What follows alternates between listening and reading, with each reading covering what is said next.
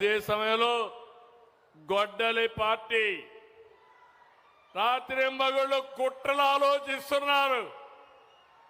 ఉదయం లేచి రాష్ట్రాన్ని కులం, మతం, ప్రాంతం, వర్గాల వారిగా విడదీసేలా రోజు విషయాన్ని గమ్ముతున్నారు. మీరు చూసుంటారు, నా రాజకీయ జీవితంలో చాలా మందిని చూశారు, కానీ కన్నార్పకుండా అబద్ధాలు చెప్పడంలో దిట్ట గొడ్డలి పార్టీ నాయకుడు. అవునా కాదా తమ్ముళ్ళని అడుగుతున్నా.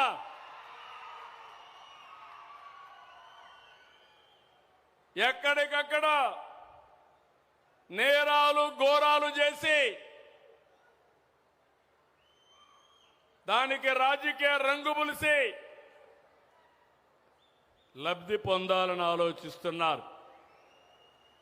నిన్న చూశారు విజయవాడలో ఒక సంఘటన జరిగింది. అక్కడుండే సిఐ కాపుని, బాధితుడు కాపుని, దానికి కూడా రాజకీయ రంగు పులిమి కులాన్ని అంటగట్టి పవన్ కళ్యాణ్ పైన ఇష్టానుసారంగా నోరు బారేసుకునే పరిస్థితికి వచ్చారు.